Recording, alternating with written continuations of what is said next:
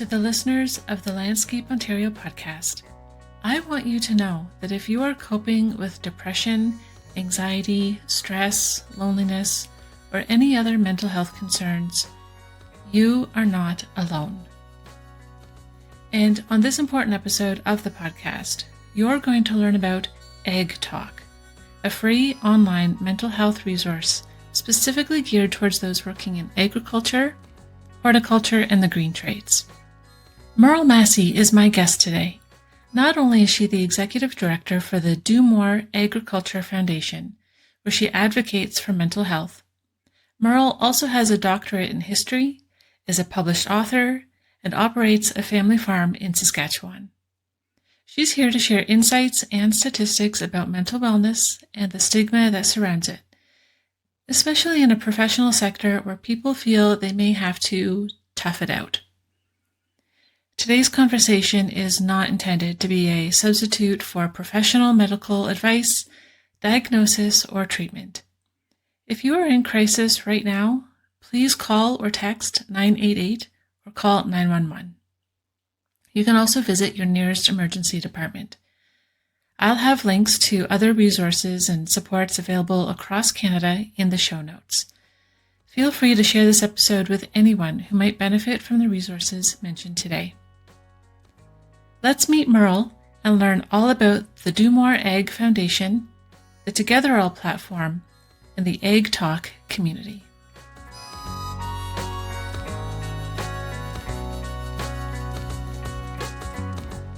Welcome to the podcast, Merle. This is so great that you're able to join us to tell us more about the Do More Ag Foundation and the Togetherall AgTalk opportunity for people who are in the agriculture and horticulture industries and who need that little bit of extra support and community around the struggles that happen in these different industries. So thank you for coming on the show to tell us more about this. Thanks so much for having me. I'm delighted to be here. Now, you're the executive director of the Do More Ag Foundation. Can you tell me a little bit about what that foundation is and does and how it helps people in this industry? Absolutely. The Do More Agriculture Foundation was founded by farmers for farmers. And it was originally founded in 2017 as a nonprofit, became a national charitable foundation here in Canada in 2019. So we've been growing ever since. Our purpose is to cultivate a culture of mental well-being with Canadian agricultural communities. And however that is defined, it's more than just geography. When Do More Ag thinks about community, we think about anyone who touches sort of that agriculture food landscape, everything from Christmas trees and greenhouses all the way to your classic wheat farming and harvesting in Western Canada and everything in between, as well as everyone who touches all of those spaces. So everyone from agronomists to scientists to someone in finance to workers, so many agricultural workers that we have in Canada in this space. And so what are some of the programs or workshops that your foundation provides? Our largest program is our community fund, and that is something where communities from across Canada, and whether they're geographical communities or perhaps small scale commissions or agricultural societies, those sorts of places, they can apply to us through the community fund, which is sponsored by Farm Credit Canada, to host a workshop in their community. Because one of the things that we know is that we've spent in agriculture so many years not talking about mental health is that people don't necessarily know how to talk about mental health. Helping communities to create these spaces, create these workshops where people can come together and learn a bit more. We have 4 workshops from which communities can choose. And we work with the community to develop these workshops, to advertise, bring people in, and so on and so forth, because we do know that at the community level, that's where change happens. And we want to help and support that change. And so I see from the website you have the Talk, Ask, Listen workshop. That's right. So that's one of our 4 workshops. Talk, Ask, Listen is specific to the Do More Agriculture Foundation. We also have 3 other workshops, including mental health first aid, which is a wonderful one-day workshop to help people, similar like regular physical first aid, gives you an idea of what to do in the moment if someone is struggling and they're in need right in front of you. We also can offer Safe Talk through our partners, and Safe Talk is around suicide prevention. And the 4th is In the Know, which comes from the Canadian Centre for Agricultural Wellbeing well-being. And it's a literacy program to help people to increase their knowledge around mental health and addictions across agriculture. So those are the 4 that we currently offer. And in addition to that, you have AgTalk. We do. We actually have multiple programs. Before I get to AgTalk, we do have our Hey, Are You OK self-assessment website. It's a separate website, but it's linked to our website. It's a really great tool if you just want to know how you're feeling yourself. It has 10 questions. Takes a couple, 3 minutes at the most to complete, gives you a little bit of a snapshot of how you're doing on a particular day. It's a fabulous resource. And we do have other things that we have going on. We have a very large website that works to connect people with the resources that they might need. And so we canvass across Canada, connect in with our colleagues across Canada, working right down to the provincial and right down to the regional level, so that if people don't know where to go, you can check out our website and we can help out with that and provide you some direction of things that might help and support you. And yes, AgTalk, which is what we're here to talk about today. We're so pleased. It was launched in 2023.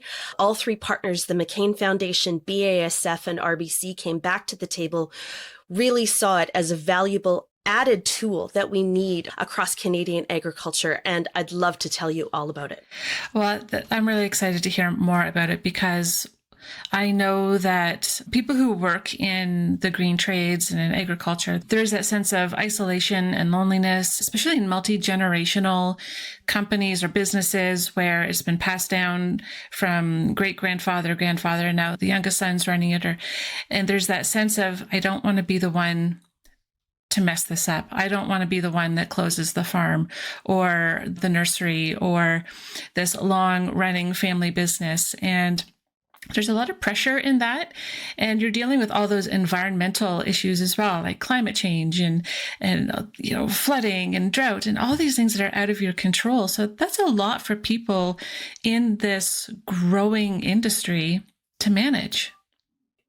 It is absolutely a lot to manage. I love that you started with that legacy impact. Is that something that we definitely see across the entire agricultural community, is that, multiple generations doing this particular line of work and business, which makes them experts with an enormous expertise, but it also means that legacy impact. One of the things that I know is that when it comes to mental health, there's a huge range that we can think of, because sometimes what you might need in the moment is as easy as stopping, taking a breath, learning how to breathe a little bit differently, maybe doing something like opening the conversation with your staff or your colleagues or your family and just talking about mental health as something that's really important to business development.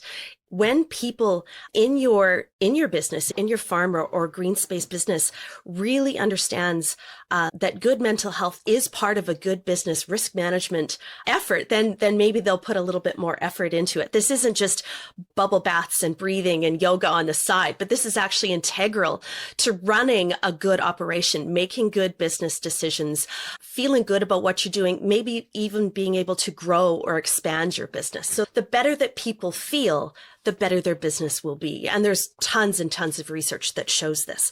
But when I say that, one of the things that we've done, and not just the Do More Agriculture Foundation, but anyone who talks about mental health, is that there's a little bit of a shorthand that, oh my gosh, you're not feeling well, you need to call a call line. Oh, you're not feeling well, you need to go to a therapist. When in actuality, the chances of people doing those sorts of things, particularly if you're running a really big business, you're in deep harvest season or spring seeding and you're really on the go, or you're a really long way away from the kind of help and support around, therapy or going to the doctor, we need to make sure that we're developing other options. And that's where something like AgTalk really comes in, because what it is that it's a community.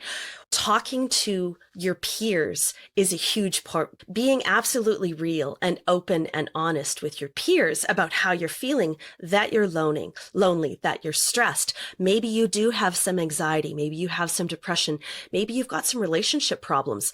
Those are excellent things to talk about within the AgTalk space. It's an online, anonymous community that our 3 partners have helped us to fund. It is hosted within Togetherall.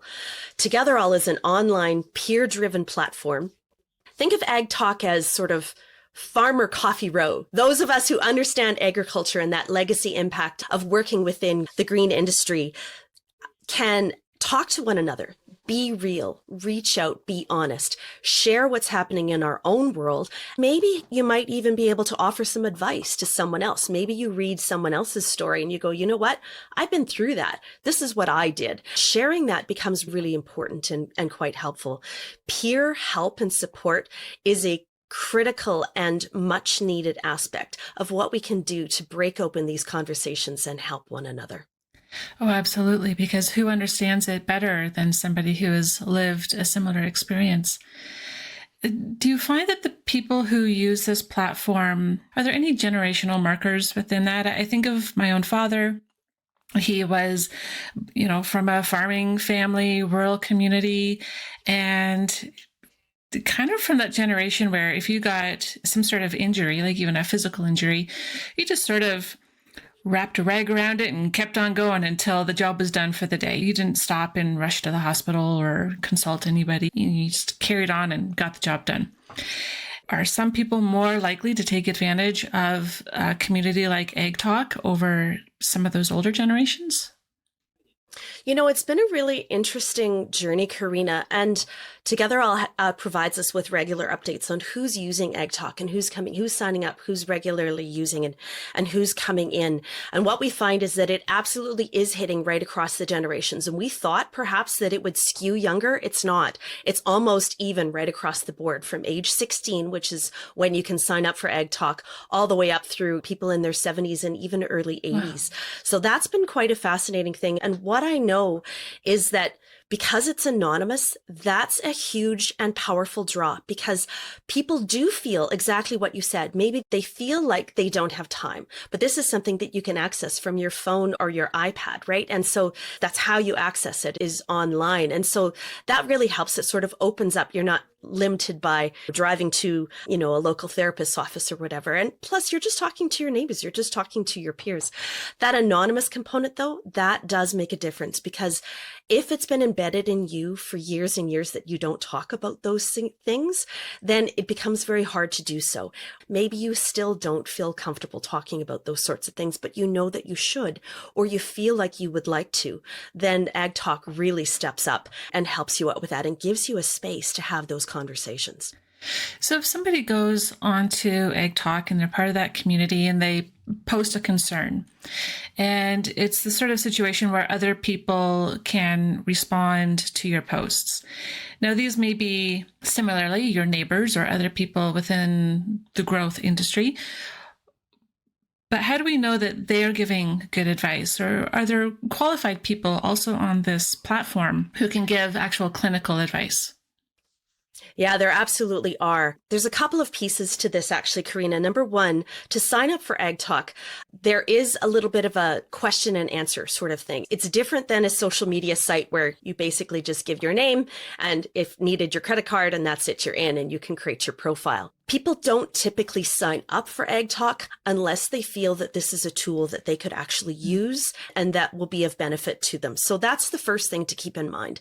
This isn't necessarily a space where people just, rant and rave about anything. This is a curated online space where people are welcome to talk about what's happening in their life. It is a mental health, mental wellness space. So keep that in mind first. Second, there are actually clinicals. So there are wall guides, and they're all trained clinicians who are there 24/7. They're able to interact with you, so you can actually reach out to and talk to a wall guide and have a one-on-one conversation, which is different than something, let's say, that's happening in our modern society. A lot more people are using ChatGPT or other AI to have those conversations. And in fact, more and more people are using AI for those mental health conversations. And we know that this is happening.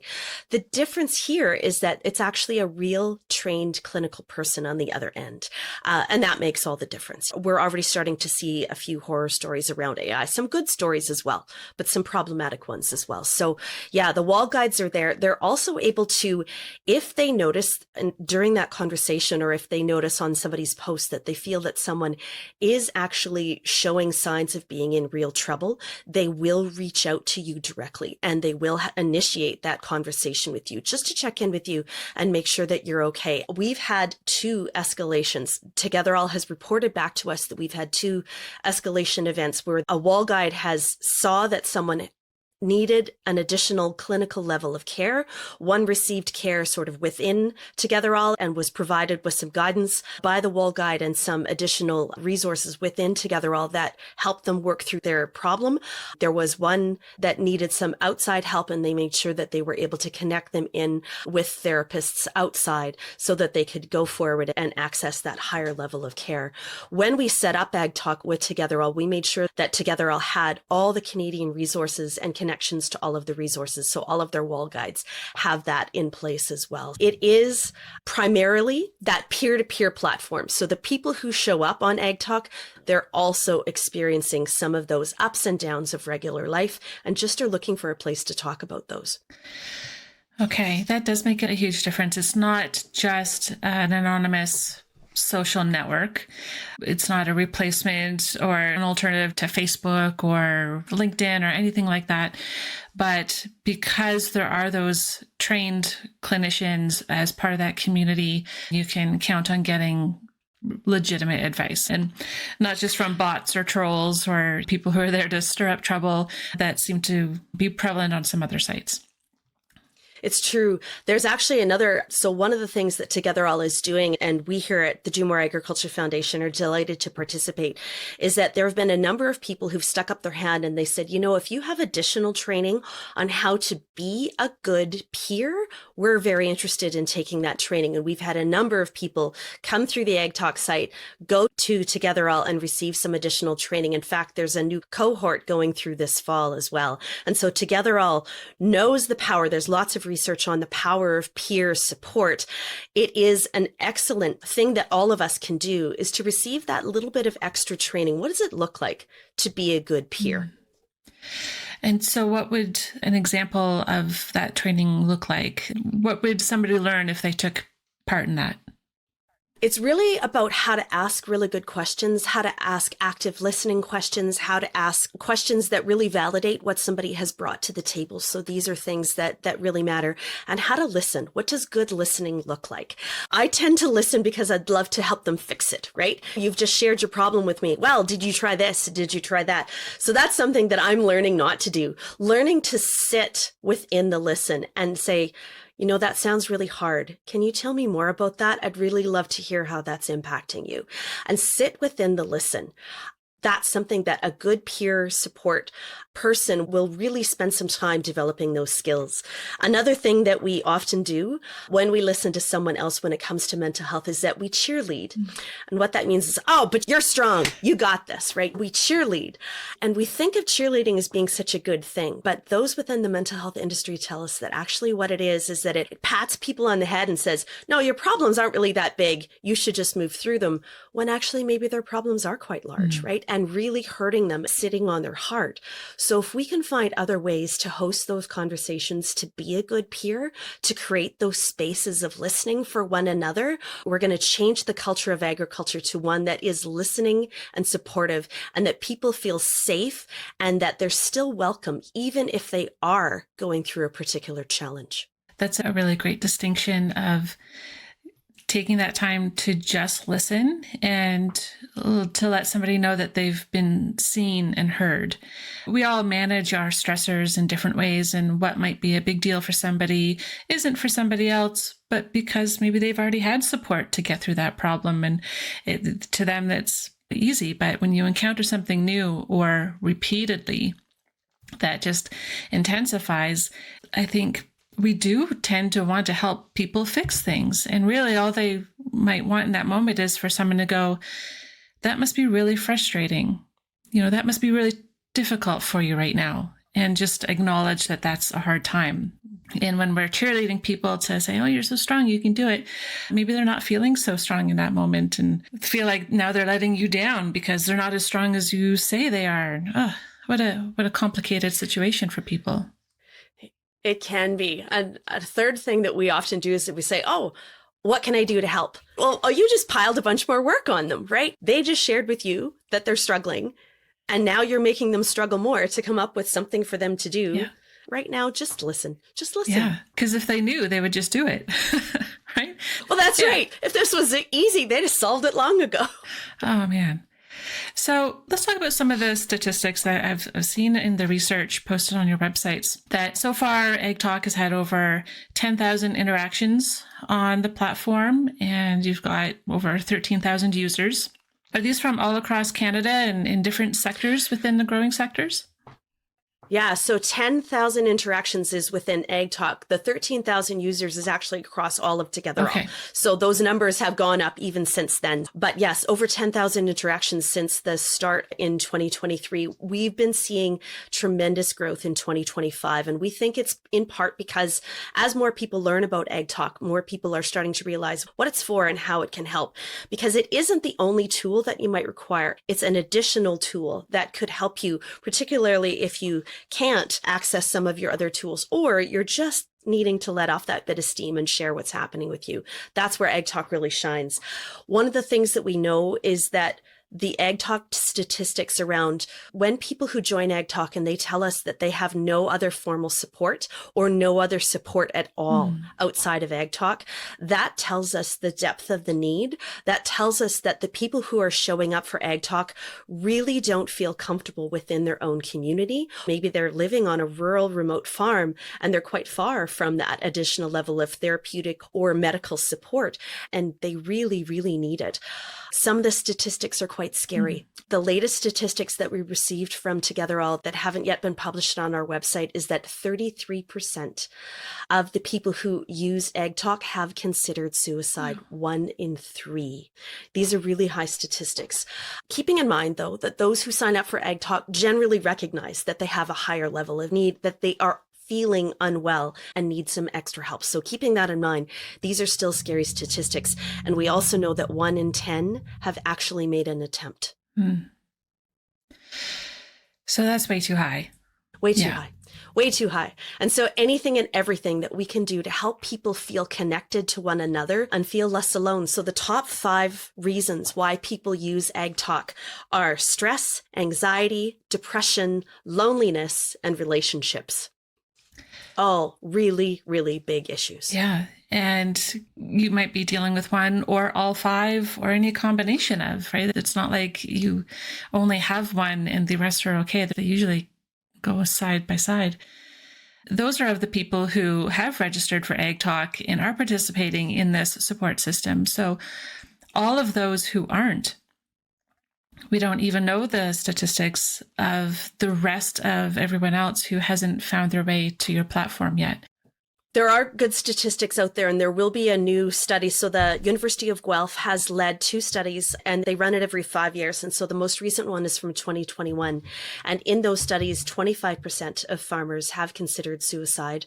They are really high statistics, especially when you compare them to sort of regular people. One statistic that stands out for me really relates to that shame and fear that often goes with mental health. We know from that research that 40% of primary producers feel uneasy asking for help. That's twice as many. Regular Canadians, 1 in 5 report. So 20% report that they feel uneasy asking for help. Twice as many producers feel uneasy. Almost half, in fact, 40% feel uneasy asking for help. So exactly what you said, Karina, to start with. And, when people say, oh my gosh, maybe they should just tough it out, right? That they should just put on their boots and just get down to work and they'll just get through it, right? That shame and fear about asking for help stops people from getting help. And the reason why I bring it up is that it's actually considered a social determinant of health. So basically, there's research that says that how people think about mental health is a mental health problem. Because it will stop people from getting help. It will stop people from recognizing what's happening with them. And so they don't even know that they should reach out for help and that help is available. Right. Okay. So I imagine when you're in the depths of it, it feels like there is no hope or nothing available. Nobody's going to understand. You don't want to be a burden to others. Hopefully with conversations like this and through the work that you're doing with the Do More Foundation, we can reduce that stigma and get people understanding that it's okay to want to consider their mental health as a priority. It's more than okay. It's actually a good business risk decision. Yeah. The better you look after your mental health, the more proactive. I mean, people go to learn about the latest agronomy or the latest fertilizer information or the latest adaptations to a greenhouse or the latest farm machinery to harvest your corn differently, whatever it is, right? They show up in droves, right? Producers and those involved in the green industry writ large, they show up in droves for that kind of business development. And yet when it comes to business development, how well you feel impacts your business. There can be no higher goal. Right.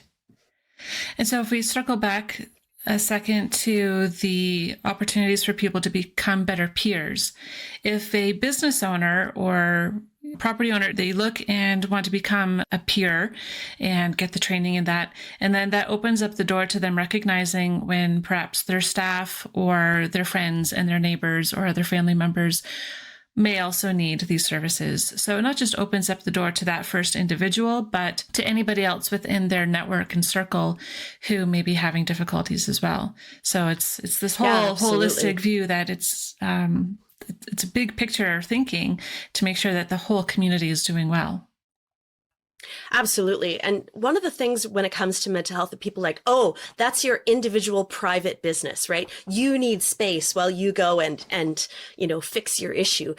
And yet people ask us all the time, Merle, how do we do more? Like here you are at the Do More Agriculture Foundation. How do we do more? Well, the more training you take on yourself, go take mental health first aid, go take Safe Talk, join the Guardian Network, get some additional peer training. We've got a whole list of additional and peer training that you can do that we recommend to anyone, because the more we know, the better we will do, not just for ourselves, but for everyone around us, whether it's family members, whether it's friends, whether it's neighbors. There's more that we can do and should be doing. And I encourage everyone to step up.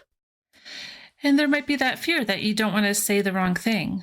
Somebody brings an issue to you and like you said, they might feel like that's private. How do you help people bridge that gap of knowing when it's appropriate to bring that up to somebody else? That's an interesting question. I want to put it back to you. If somebody came up to you and said, oh my gosh, I have a cancer diagnosis, or I just got diagnosed with diabetes, or did the stress test at the doctor's and I have a heart condition, do you go to them and you say, oh my gosh, that's your private information. Why are you sharing that with me? Right? So when I talk about the culture of fear and shame, when it comes to mental health, it's so embedded in us that we automatically go, oh my gosh, that's such private information. And it is. However, it is still health information, right?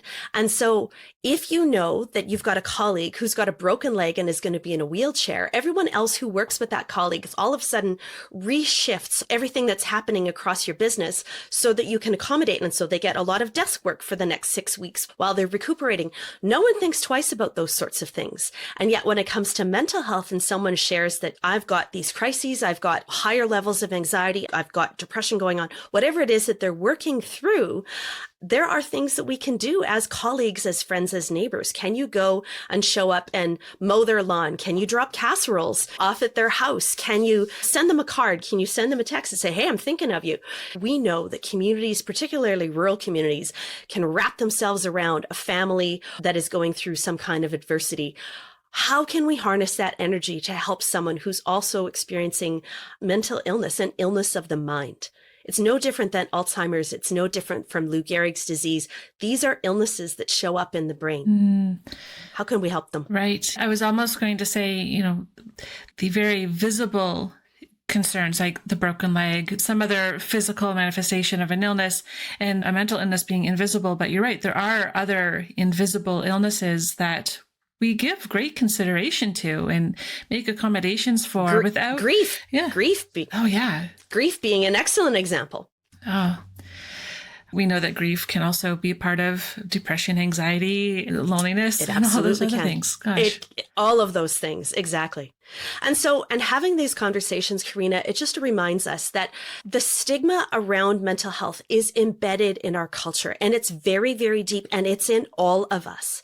I'm in a potentially different place simply because I've been doing a lot of work to think about these things. What I know though is that it's so far embedded. If we just recognize that it's there and realize that, okay, if we're treating this farm family that has just had a heart attack differently than we're treating this farm family where there's also someone who's in the hospital for 6 weeks because of an illness of the mind, why are we treating these two farms differently? What can we do to activate ourselves to think about these things in a similar way? How can we help one another in a way that brings love, hope, joy, connection, and keeps that sense of belonging? And you mentioned that you are possibly in a different space because of the work you've been doing with these foundations. And you are a farmer yourself, right? You have a family farm. You grew up in Saskatchewan, lots of rural community farming, agriculture around there. And so you know that this space, it's not like you've come in as an outsider and said, oh, everybody should just get their mental health act together. You've actually lived through some of this. Yeah, I grew up I describe it as an old MacDonald had a farm, chickens, cows, dad hand milked 2 cows, we had beef cows, so on and so forth. I also grew up with a father who had bipolar disorder, which in the 1970s, we didn't even have a word for. Right. We didn't have that diagnosis. We did see the impact in terms of how the farm was managed and how well dad was able to handle things around the farm. I lost a brother. He also had bipolar disorder. We lost him. He was an on-farm suicide. Oh, sorry. And it's I share these not as a fear factor or shock, but just as a reality check in that we spent a lot of time not talking about these things. They were hidden. They were not discussed. They were not shared. We certainly didn't solve these problems by not talking about them. So now let's try talking about them and see how that helps. Well, thank you for sharing that vulnerable part of your story. I mean, hopefully there's not that many people listening that can relate, but if they can, then they know the grief that goes along with that. It absolutely does. So if somebody wanted to find AgTalk, I'm actually going to bring up a website. For those who are watching the video version of this, here is the AgTalk website. And this is the landing page where you would want people to go, right? domore.ag/AgTalk. That's correct. Absolutely. And so on that page, it describes AgTalk in a little bit more detail. AgTalk is part of a larger online peer platform called Togetherall.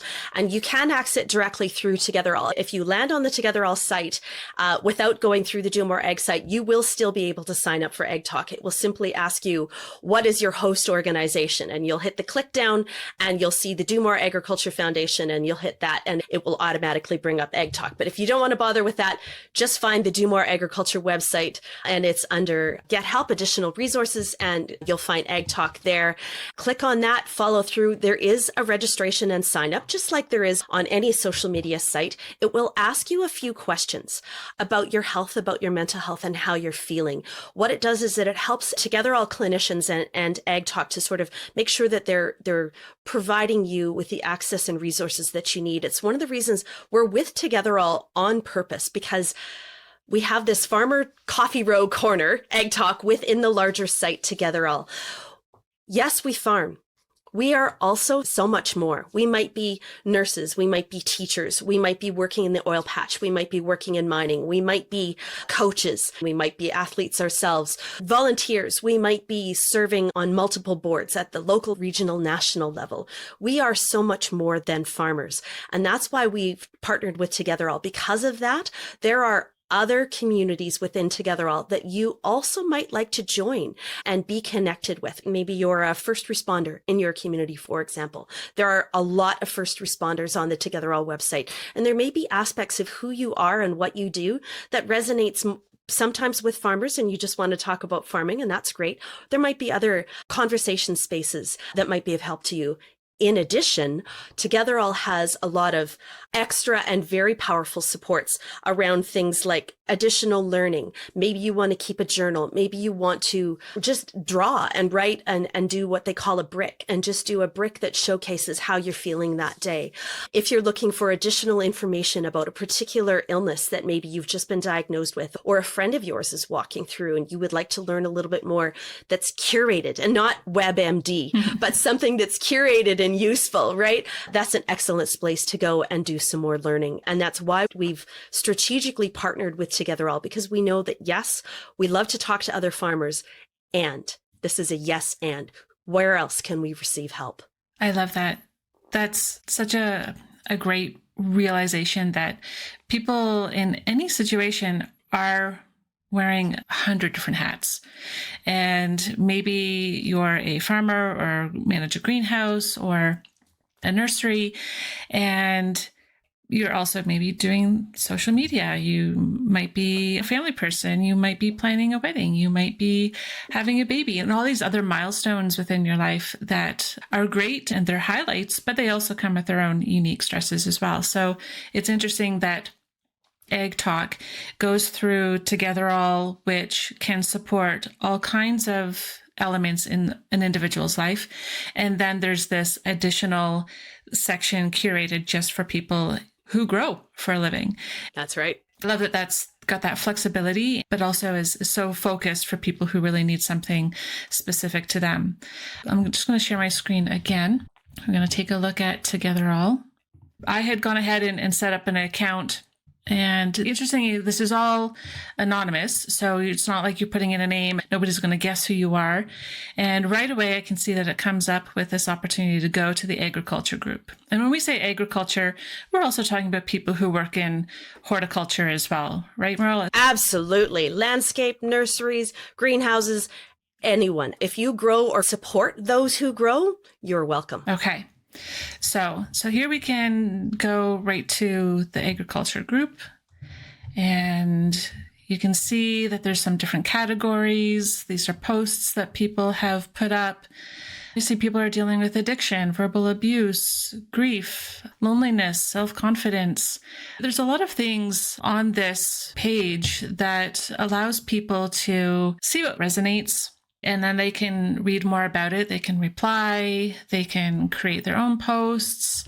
And then right up here at the top is to ask a wall guide. And that is the trained clinical technicians who can recognize if a situation needs to be escalated to further support outside of the platform. So that looks like it's all very easy and intuitive to find.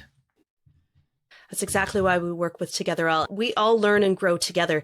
One of the things that you'll know is that it's more than just Canadian farmers. We have partners in the US that also use Togetherall. And so their farmers who access the platform are also there on the agricultural platform. So you might be talking to farmers, not just across Canada, but perhaps across the United States or even overseas. And it's amazing because a lot of those same challenges are the same no matter what kind of farming you do, nor where you farm. Mm-hmm. Before we wrap up here, I'd love to ask you, what would you say to any listeners who work in this space and they're struggling with some of those stressors? They're feeling like they're alone and nobody might quite understand exactly what they're going through. What do you wish they knew? I wish that they knew that is absolutely, we're all in the same boat, that it doesn't make them unique or weird or weak, anything like that, that we all experience all kinds of stresses and strains, that they come at us from all kinds of areas. And that doesn't mean that you automatically need professional level help and you need to talk to a psychiatrist, who of course is a specialist, just like an oncologist is a specialist in cancer, right? A psychiatrist is a specialist in illnesses of the mind. It is regular, and to talk about these things always makes it better. So to share what's actually happening with you, and if you don't feel comfortable sharing with the people that you work with every day or your neighbors, or you don't feel that this is something that you want to have that conversation with your friends, then that's where AgTalk comes in. You can still have those conversations, get it off your mind, read about other people who are in similar situations. It helps to connect with others and realize, no, you're not alone. You are not alone, and it is more than okay to reach out for help. And there is hope and there is relief. I love that. And I hope that if people take anything away from our conversation today, it is that you're not alone and there is hope and relief. Merle, thank you for taking the time to come in and represent the Do More Ag Foundation and tell us about Togetherall and AgTalk for people who are working in the farm, agriculture, horticulture sectors, and spreading that hope and spreading the word that things can get better. They absolutely can. And talking it out is always better than toughing it out.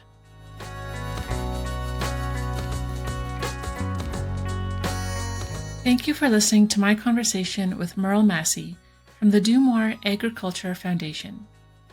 If anything from our chat resonated with you, the resources we just talked about will be in the show notes found on this episode's webpage at landscapeontario.com/podcast. Don't hesitate to make mental health a priority for yourself, and for your friends, family, coworkers, and anyone else you encounter in your network.